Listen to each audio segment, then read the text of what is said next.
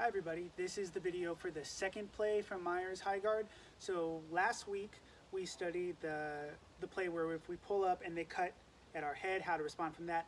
Now we're pulling up to the same guard, but they're going to cut an undercut at our left, and so he gives us a play to respond to that. This one is in a lot of ways more straightforward, but it is open-ended, meaning at the end he says you're going to do a thing and then hit whatever opening pops up.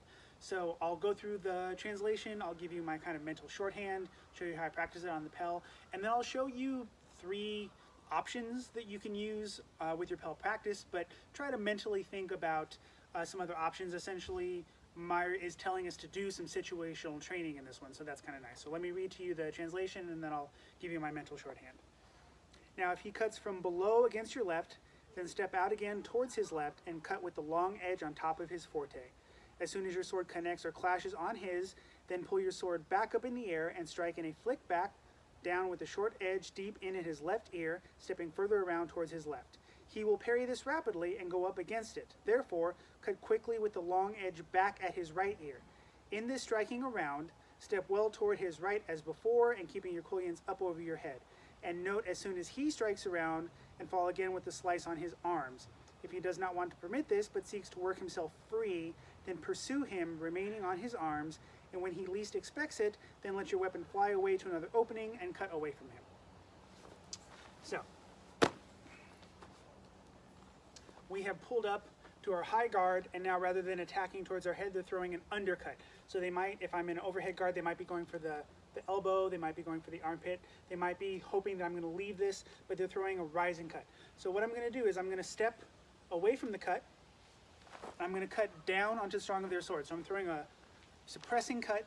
From there, I'm going to throw a back edge at their ear. I like to give just a little turn rather than just try to lift and wrist it in. I find if I get a little turn and then pop the pommel, that gives me a nice whipping action for a good cut. So I'm throwing a downward cut at their ear.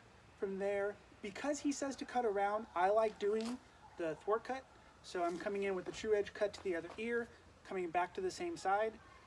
And then I'm going to press onto the arms. So very likely if they parried my second cut, their arm is going to be vulnerable, so I'm going to press onto their arms. Then he says if they try to leave, we're going to keep pressing onto their arms, and then we're going to hit whatever opening becomes available. So my mental shorthand for this is from the high guard, suppress the cut, back edge, front edge, slice onto the arms, press and attack the opening. That's kind of my mental shorthand. So as you can see, this in a lot of ways is not as complicated as the first play, but it is more open-ended, which is kind of fun. So when I'm practicing this on the Pell, again, I would rather step up into the high guard rather than coming into range and then just popping up, because I don't want to get used to being in range and then chambering a cut. So I'm going to step up, I'm going to step away from the cut and throw a suppressor kind of 45 between the Pell and I, and then pivot out so that I'm throwing a back edge at their ear. I'm going to push my pommel through a lead edge at their right ear with a step. And now what I do is I keep my hands high and I just droop my point a little bit, and I actually put the weak of my sword and step in because I really want to think that I'm slicing onto their arm. So from here I have a few options. I'm probably in what is called the underslice. If they pulled up and I've gone underneath, my sword is on their forearm underneath. So I can roll over, essentially transition into an overslice. So my blade has come over the top of theirs, and from there I can throw a back edge, or I can actually throw kind of this right uppercut style cut, and then I can leave. That's one option. Another option, if I've done this slice, depending where I am, I might use my cullions, I might push over, I can get over their arms, roll over, leave with a high cut to the other side. I can also, if I'm here, if their hands have gone up really high, I can back out with my own rising cut. I actually throw a false edge rising cut and then a true overcut to get back out of range. So those are 3 options that I use. So again,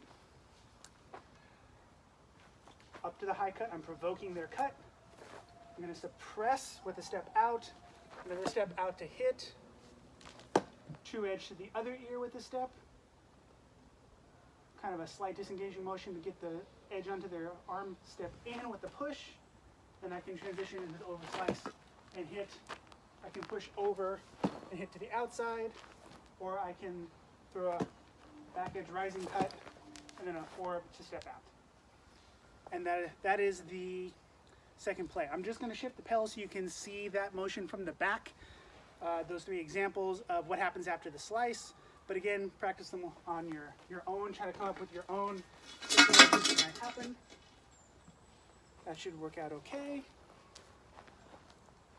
So, provoke, suppress, back edge, front edge, slice, over slice, cut, press off, overcut, or again, provoke, suppress, back edge, front edge, slice, rising cut, forward cut, back out to guard, way out of range.